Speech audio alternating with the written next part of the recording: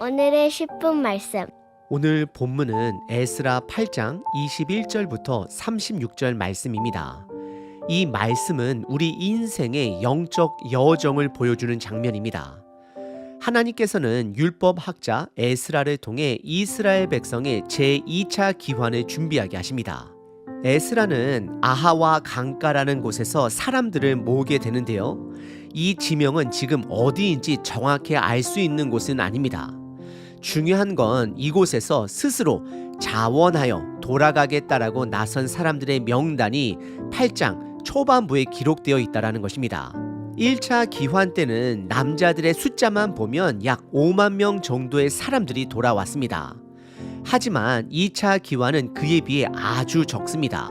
에스라 8장 전반부를 보시면 계보별로 돌아온 사람들의 수가 약 1,500명 남짓입니다. 이는 1차 기환자의 약 3% 정도 되는 수준입니다. 이 숫자는 단순한 통계가 아닙니다. 세상 속에서 하나님의 나라를 소망하며 살아가는 자들이 얼마나 적은지를 보여줍니다.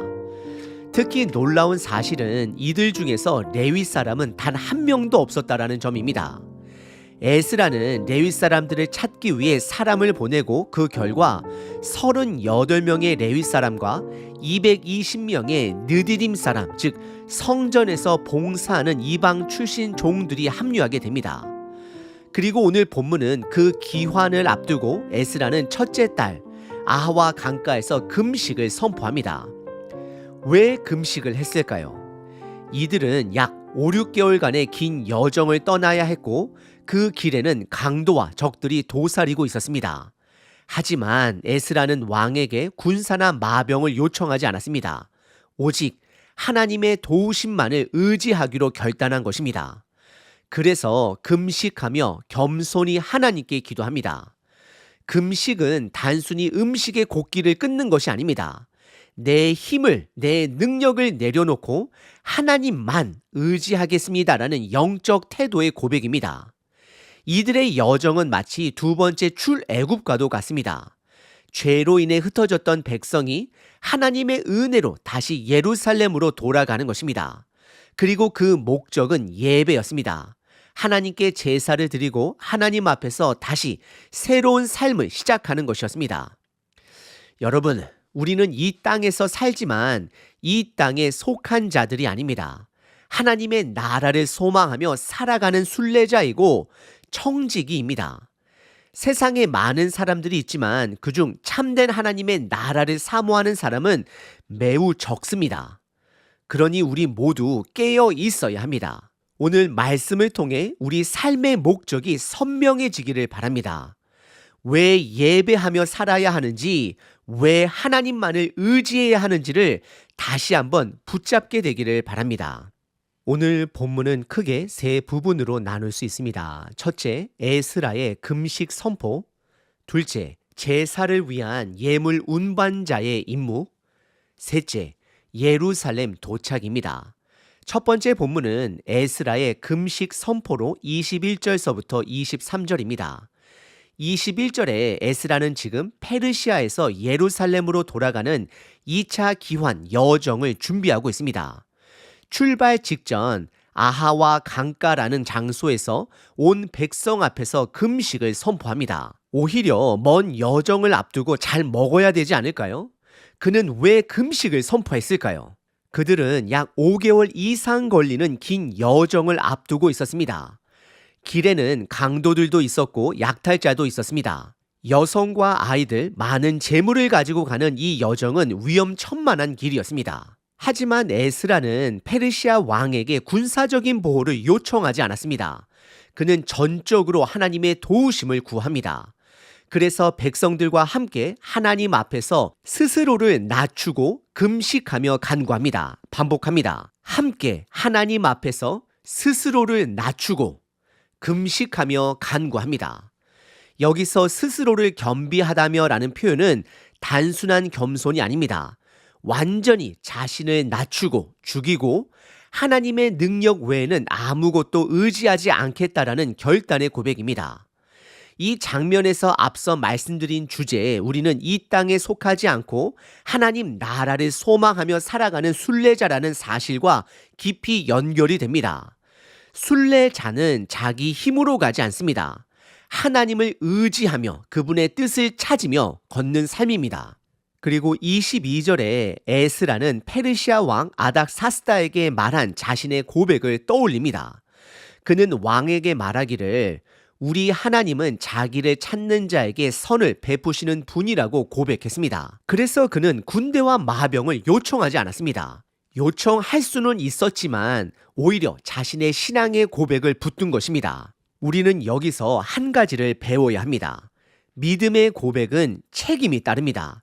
말로만 하나님을 믿는다라고 하지 않고 실제로 우리의 삶 속에서 위험 앞에서 하나님을 신뢰하는 행동으로 이어져야 하는 것입니다. 23절은 핵심 절입니다. 그러므로 우리가 이를 위하여 금식하며 우리 하나님께 간구하였더니 그의 응낙하심을 입었느니라. 그의 응낙하심을 입었다라는 이 표현은 하나님께서 기도를 들으시고 응답하셨다라는 것입니다. 금식과 간구가 헛되지 않았습니다. 그들의 여정은 결국 하나님의 도우심 가운데 무사히 이루어지게 됩니다. 이 장면은 에스라서 7장과 8장에서 반복해서 강조되는 주제, 바로 하나님의 선한 손이 함께하심과 연결됩니다. 이것은 하나님 나라 백성들의 삶의 패턴, 곧 의지, 기도, 응답이라는 큰 영적 원리를 보여줍니다. 이 첫 번째 본문은 단지 에스라 시대에 있었던 한 사건이 아닙니다. 오늘을 살아가는 우리의 영적 여정의 모형이 됩니다. 우리도 하나님 나라를 향해 걸어가는 순례자입니다. 그 길은 쉽지 않습니다. 위험이 도사리고 있습니다.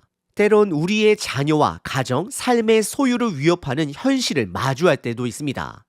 그럴 때 우리는 무엇을 의지해야 할까요? 세상의 방법입니까? 아니면 하나님입니까? 에스라는 자신의 믿음대로 살았습니다. 금식을 선언했고 하나님께 길을 맡기며 하나님의 응답하심을 받았습니다.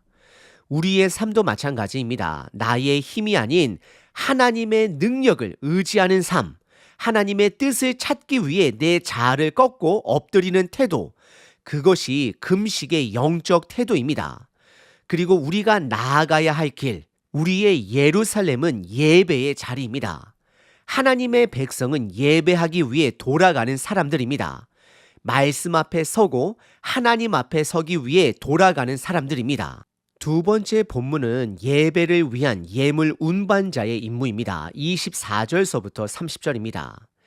24절과 25절에서 에스라는 예루살렘으로 가져갈 하나님의 성전 예물을 맡길 사람들을 따로 세웁니다.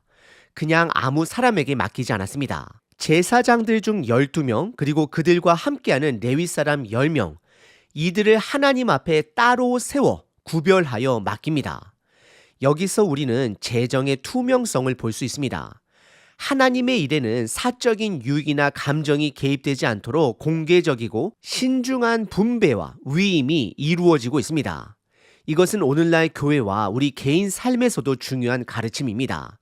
하나님 앞에 드린 예물과 시간, 사명은 결코 가볍게 다루어서는 안 됩니다. 정직하고 분명하게 관리되어야 하며 많은 사람은 책임있게 감당해야 합니다. 그리고 이어지는 26절과 27절에서 에스라가 맡긴 것은 적은 양이 아니었음을 확인할 수 있습니다. 은이 650달란트, 금이 100달란트, 그 외에도 수많은 값비싼 예물들이 있었습니다. 지금 가치로 환산하면 엄청난 재산입니다. 하지만 이것은 단순한 금전이 아닙니다. 하나님께 드리기 위한 예배의 예물이었습니다. 즉 이들은 예배라는 목적을 가지고 이 귀한 것들을 조심스럽게 운반한 것입니다. 다시 한번 강조합니다. 큰 그림은 바로 예배를 위한 구별된 예물을 가지고 가는 장면입니다. 우리 삶도 마찬가지입니다. 예배는 아무 준비 없이 드려지는 게 아닙니다. 하나님 앞에 드릴 것을 미리 준비하고 마음과 삶을 구별하여 예배의 자리로 나아가야 합니다. 28절은 아주 중요한 메시지를 담고 있습니다. 에스라는 제사장들에게 말합니다. 너희는 여호와께 거룩한 자다. 그리고 이어서 말합니다. 그 그릇도 거룩하다. 거룩이라는 말이 2번이나 반복됩니다. 우연이 아닙니다. 에스라는 사람도 거룩해야 하고 그들이 운반하는 예물도 거룩해야 한다는 사실을 강조한 것입니다. 이것이 바로 구별된 삶의 본질입니다. 하나님께 드릴 것이 거룩하다면 그것을 다루는 우리 자신도 거룩해야 합니다. 내가 예배를 드리는 사람이라면 예배하는 자로서의 삶도 구별되어야 합니다. 주일만, 일요일만 거룩하면 안 되고 삶 전체가 하나님 앞에 드려진 존재로 살아야 합니다. 그리고 29절과 30절에서 에스라는 예루살렘 성전에 도착할 때까지 이 예물들을 잘 지키라고 명령합니다. 삼가 지키라는 표현은 신중하게, 조심스럽게 책임을 지고 지키라는 뜻입니다. 그리고 그들은 정확히 무게대로 예물을 받아 운반합니다. 오늘 우리에게도 동일한 도전이 주어집니다. 하나님이 내게 맡기신 시간, 재능, 물질, 사명은 어디를 향하고 있으십니까? 예배를 향하고 있으십니까? 아니면 나의 개인적인 이득과 목적과 안정을 위한 것입니까? 이 장면은 마치 우리 삶 전체를 들고 예배의 자리로 걸어가는 순례자들의 모습과 같습니다.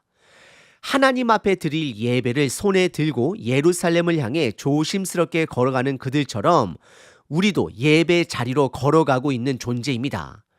완성될 그 예배, 예수님의 2번째 오심을 준비하는 자가 되어야 합니다. 구별된 마음과 구별된 손으로 드려야 하는 것이 바로 예배입니다. 하나님은 우리가 드리는 예물만 받으시는 분 아니라 예물을 드리는 우리의 태도와 삶을 함께 받으십니다. 3번째 본문은 예루살렘의 도착입니다. 31절서부터 36절입니다.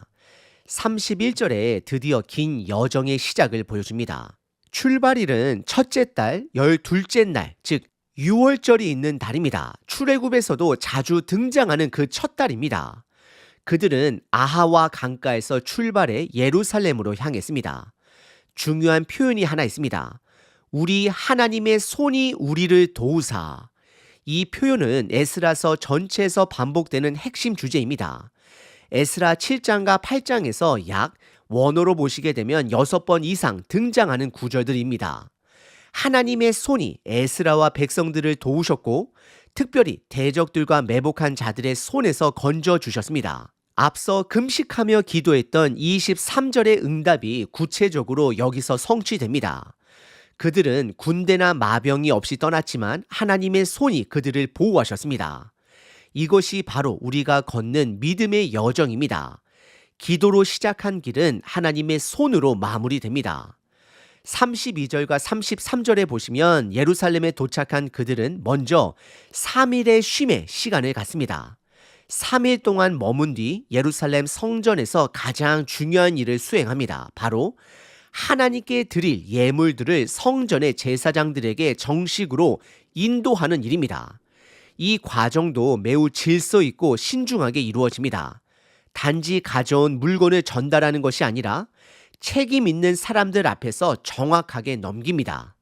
이름까지 기록된 것을 보면 이것은 단지 기록용이 아니라 하나님 앞에서 신뢰와 충성의 증표였던 것을 확인할 수 있습니다. 예루살렘은 단순한 종착지가 아닙니다. 예배의 회복이 이루어지는 장소입니다. 그들이 금과 은을 안전하게 가지고 온 이유는 하나님께 드리는 예배를 위한 준비를 마무리하기 위함이었습니다. 34절과 35절의 이 장면은 귀한 여정의 하이라이트입니다. 그들은 예물을 무게대로 정확히 측정하고 책임을 다한 뒤 하나님께 온전한 제사를 드립니다. 특히 번제는 온전히 태워서 드리는 제사입니다. 이것은 전적으로 하나님께 드립니다라는 헌신의 상징입니다. 숫송아지 12마리, 12지파를 위한 상징이 되고 수량 96마리, 어린 양 77마리, 제사장들과 백성을 위한 예배의 헌신입니다. 그리고 순염소 12마리는 온 이스라엘을 위한 속죄가 됩니다. 주목할 점은 사로잡혔던 자들의 자손들이 이 제사를 드렸다는 것입니다. 과거의 죄와 수치에서 돌아와 하나님 앞에 예배자로 선 순간입니다. 그들이 돌아온 목적은 바로 이것입니다. 예배입니다. 이것이 우리가 걸어가는 순례 여정의 목적이기도 합니다. 36절은 마지막으로 행정적인 절차까지 마무리합니다. 페르시아 왕 아닥사스다의 조서를 전달하고 그 지역의 총독들과 통치자들이 하나님의 전을 돕게 됩니다. 이것은 하나님의 권세가 이스라엘 백성에게 많이 있는 것이 아니라 이방 민족에게도 모든 열방 가운데 있음을 보여주는 장면입니다. 우리의 순례 여정도 이와 같습니다. 하나님은 우리의 기도에 응답하시고 우리를 보호하시며 결국 예배의 자리까지 인도하십니다. 이스라엘 백성들은 아하와 강가에서 금식으로 긴 여정을 시작했습니다. 비록 그들은 배고픔으로 시작을 했지만 자신을 하나님 앞에서 낮추고 하나님의 도움을 간구했습니다. 하나님은 그 기도에 응답하셔서 그들을 대적과 매복의 손에서 지켜주셨습니다. 그 다음 하나님께 드릴 예물을 정직하고 거룩하게 준비하여 구별된 사람을 통해 조심스럽게 운반했습니다. 그리고 마침내 예루살렘에 도착해 하나님께 온전한 제사를 드림으로 여정을 완성했습니다.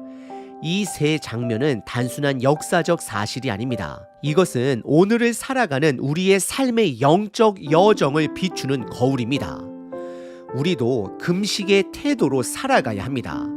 하나님의 도우심 없이는 한 걸음도 안전하지 않는 것을 인정하고 우리들의 힘과 능력을 내려놓고 말씀의 능력을 의지하며 사는 삶이 필요합니다. 그리고 우리 삶에 주어진 시간, 물질, 그리고 여러 가지 에너지, 관계 모든 것은 하나님께 드려야 할 예물처럼 신중하고 거룩하게 다루어야 합니다. 그리고 마침내 우리는 이 모든 것을 통해 예배의 자리, 하나님 앞에 서는 자리로 나아가야 합니다. 이 땅에서 우리는 잠시 머무는 존재입니다. 순례자입니다. 목적 없이 떠도는 나그네가 아니라 하나님 나라를 소망하며 예루살렘을 향해 걸어가는 순례자입니다. 우리의 여정은 외롭고 험할 수 있습니다. 하나님의 선한 손이 우리 위에 있음을 잊지 말아야 합니다. 하나님은 지금도 우리 삶의 방향을 붙드시고 우리를 예배의 자리, 구원의 자리로 이끄십니다. 이제 우리의 목적은 너무나도 분명합니다. 예배입니다. 말씀입니다. 하나님 앞에 살아가는 삶입니다. 아멘. 항상 기뻐하라. 쉬지 말고 기도하라. 범사에 감사하라.